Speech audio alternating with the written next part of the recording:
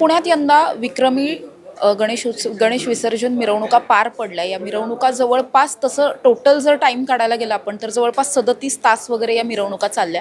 यामध्ये जो काही एक इनिशिएटिव्ह घेण्यात आला होता तो DJ मुक्त गणेशोत्सवाचा होता. मात्र तो तसा फारसा काही त्याचा प्रभाव पडला असं जाणवलं नाही. DJच्या दणदणाटातच या सगळ्या मिरवणुका पार पडल्या. अगदी मानाचे काही गणपती आणि महत्त्वाची मंडळं सोडली तर. मात्र या सगळ्याचा त्रास जसा सर्वसामान्यांना झाला तसाच वादकांना सुद्धा झाला. विशेषतः कलावंत ढोलताशा पथक जे त्या पथकाला सुद्धा या सगळ्याचा कुठेतरी मोठा परिणाम भोगावा लागला आणि अक्षरशः एक वादन करता आलं नाही. व्हिडिओ करून हे सांगावं लागलं की किती प्रॉब्लेम झाला क्रिएट त्या ठिकाणी. नेमकं त्यावेळेस काय घडलेलं होतं आणि आता या सगळ्याच्या नंतर तुम्ही एक चांगला इनिशिएटिव्ह घेऊन समोर आलेला आहात, तर काय हा नेमका इनिशिएटिव्ह? नाही, कसं आहे, वादनाच्या बाबतीत आम्हाला एवढं काही ते वाईट वाटण्यासारखं किंवा दुःख वाटण्यासारखं काही नाही. आमच्यासाठी तो गौण मुद्दा होता, कारण बरेच वेळेला मिरवणुका इतक्या त्या क्रंच टाईममध्ये असतात की कधी कधी असं होतं की तुम्हाला वादनाची संधी मिळू शकत नाही. आमची तक्रार त्याबद्दल कधीच नव्हती आणि कधी नाही पण आहे. आम्ही त्या दिवशी मात्र जे DJंच्यामुळे लोकांना होणारा त्रास बघितला, कारण आम्ही 5-6 तास तिथे थांबलेलो होतो. त्यामुळे आम्ही जवळनं बघत होतो की कशा पद्धतीने लोकांबरोबर वागणूक होत होती, तिथल्या स्थानिक नागरिकांना कशा पद्धतीने त्रास सहन करावा लागत होता, आजूबाजूच्या प्राण्यांना कशा पद्धतीने त्रास सहन करायला लागत होता. सो त्यामुळे आम्हाला कुठेतरी वाटलं की हा इश्यू लोकांसमोर मांडणं गरजेचं आहे की या DJच्या भिंती, DJच्या डॉल्बी सिस्टीम्समुळे जेव्हा मिरवणुका खोळंबून राहतात एका जागी 5-5, 6-6 तास, तेव्हा त्या भागातल्या नागरिकांची काय अवस्था होत असेल. अनेक लोक माझ्या परिचयाची अशी आहेत की त्या भागातली केवळ या गोष्टीमुळे उत्सवाचे काही दिवस घर सोडून बाहेर निघून जातात. आणि हे कितपत चांगलं आहे. म्हणजे मी अनेक साऊंड व्यावसायिकांशी मध्ये माझं बोलणं झालं तेव्हा मी त्यांना हेच म्हणलं की आम्हाला तुमच्या साऊंडबद्दल प्रॉब्लेम कधीच नव्हता किंवा एखाद्या बंदिस्त जागेत मांडवात असेल तिथे साऊंड लावण्याबद्दल आमचं काहीच म्हणणं नाही आहे. पण जेव्हा एखादी मिरवणूक तो साऊंड घेऊन रस्त्यावर उतरते आणि त्याच्यामुळे जे खोळंबा होतो, वाहतुकीचा खोळंबा होतो, नागरिकांची कुचंबणा होते, जर तुम्ही त्या भागात राहणारे नागरिक असाल आणि तुम्हाला त्या उत्सवा सणादरम्यान जर तुमचं घर काही दिवसांसाठी सोडून जावं लागत असेल का तर काही लोकांच्या एन्जॉयमेंट करता, तर हे कितपत योग्य आहे. आणि त्यांनाही ते पटलं. आणि त्यामुळे आम्हाला कुठेतरी वाटलं की हा इश्यू जनतेसमोर येणं, प्रशासनासमोर येणं गरजेचं आहे. जनतेला हा प्रश्न अनेक वर्ष भेडसावत आहेच आहे, पण कुठेतरी ना मनात किंतु परंतु असतो की मी ह्याच्याबद्दल बोललो, माझ्याबद्दल काही कोणी ॲक्शन घ्यायचं ठरवलं तर काय होईल. आम्ही कलाकार आहोत, आम्ही जास्त लोकांपर्यंत पोहोचू शकतो आणि मी पुणेकर आहे आणि मला असं वाटलं की हा प्रयत्न करून बघणं गरजेचं आहे, कारण मी प्रयत्नच केला नाही असं पुढे जाऊन वाटायला नको. त्यामुळे आम्ही सर्वांनी बसून हा निर्णय घेतला. आम्ही अनेक कलाकारांनी आणि कलावंत ट्रस्ट आणि पथकाच्या रिलेटेड असलेल्या सर्वांनी बसून हा निर्णय घेतला की आपण याबद्दल एक जनजागृती मोहीम करूया. स्वाक्षरीनी पाठिंबा जर लोकांचा मिळू शकला आणि तितकं ताकदीचं निवेदन आपण प्रशासनासमोर घेऊन जाऊ शकलो तर कदाचित आपण एक सकारात्मक बदल घडवू शकतो. या निवेदनात नेमकं काय काय असणार आहे? काय मागण्या करताय? मेन मागण्या आमच्या ह्याच आहेत की डॉल्बी सिस्टीम्स आणि या गोष्टींचा समावेश सण उत्सव याच्या मिरवणुकांमध्ये नसावा.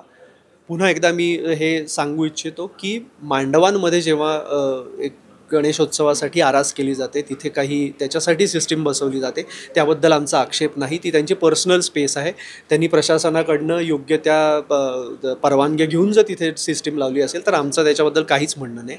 फक्त जेव्हा या उत्सवाच्या विसर्जन आगमन मिरवणुकींसाठी जेव्हा रस्त्यावर रथ उतरतो आणि त्या रथावर माउंट केलेली DJ सिस्टीम असेल ती DJ सिस्टीमवर बंदी यावी, त्या साऊंड सिस्टीमवर बंदी असावी आणि या मिरवणुकांमध्ये फक्त पारंपरिक वाद्य असतील किंवा जी काय त्यांना योग्य वाटणारी जी काय परंपरेशी रिलेटेड गोष्टी असतील, कलाक्षेत्राशी रिलेटेड गोष्टी असतील त्या जर आपण आणू शकलो, जसा पूर्वीचा पुण्याचा गणेशोत्सव होता या साऊंड सिस्टीम्स आणि या गोष्टी येण्याच्या आधी तो जशा ज्या पद्धतीने साजरा केला जाईल, टाळ मृदुंग असतील, अजून काही वारकरी लेझिम पथकं असतील, झांज पथकं असतील, अशा पद्धतीचे काही नवीन नवीन उपयोग, नवीन नवीन गोष्टी आपण जर आणू शकलो, आपली संस्कृती आपली परंपरा जर दाखवू शकलो तर ते करावं असा आमचा हा मेन मुद्दा त्यात आहे.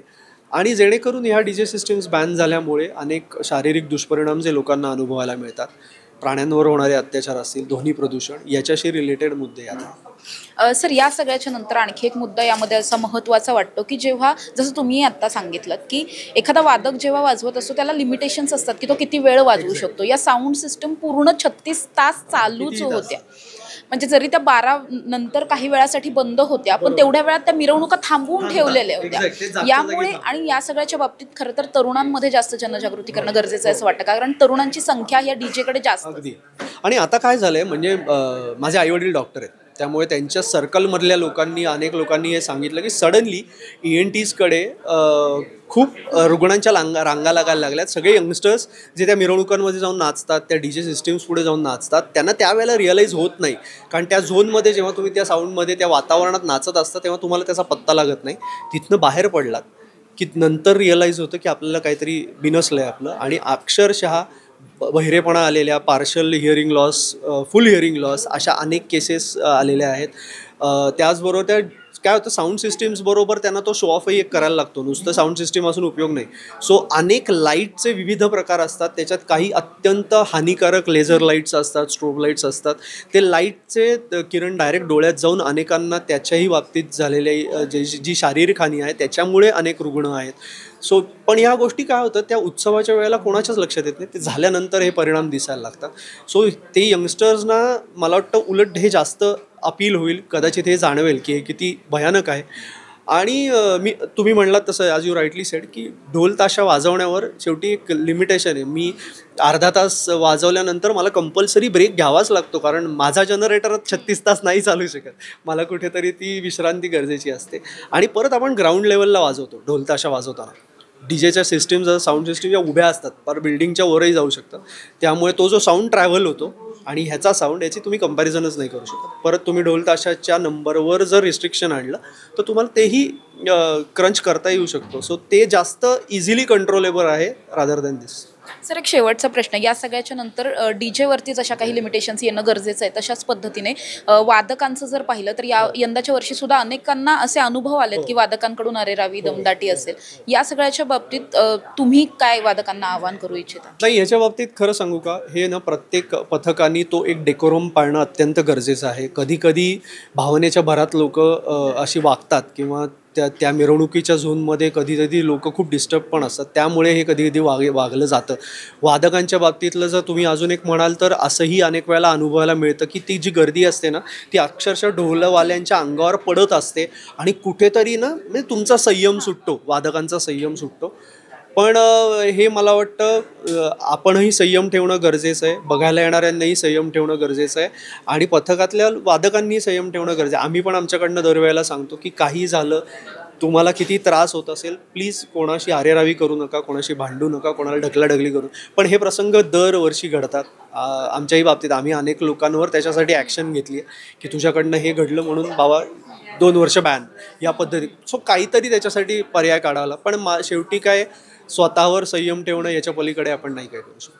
धन्यवाद सर तुम्ही दिलेल्या माहितीबद्दल. आपण बघतोय की आता कलावंत ढोलताशा पथक जे आहे ते या मोहीम समोर घेऊन आता येताना आपल्याला पाहायला मिळतं आहे, ज्यामध्ये स्वाक्षरी मोहिमी असणार आहे. स्वाक्षरी करून या सगळ्यामध्ये या ज्या काही मागण्या आहेत, म्हणजे डीजेवरती बंदी असेल किंवा सार्वजनिक सण उत्सवांमध्ये कुठल्याही पद्धतीचे डीजे डॉल्बी वगैरे नको, अशा पद्धतीच्या अनेक मागण्या आहेत. या मागण्यांना आता सगळ्यांच नागरिकांचा आणि त्याचबरोबर प्रशासनाचा नेमका कसा प्रतिसाद मिळतोय हे पाहणं महत्त्वाचं असणार आहे. आणि अर्थात अशा पद्धतीचा एखादा जनजागृती करणारा प्रोग्रेसिव्ह निर्णय पुण्यामध्ये होतो का, आणि पुण्याच्या गणेशोत्सवाला पहिल्यापासूनचा जो पारंपरिक एक झालर जी होती त्या पारंपरिक पद्धतीचा गणेशोत्सव पुन्हा एकदा पाहायला मिळणार का, हे पाहणं महत्त्वाचं असणार आहे. कॅमेरा पर्सन निलेश सह समृद्धी जाधव, टॉप न्यूज मराठी, पुणे.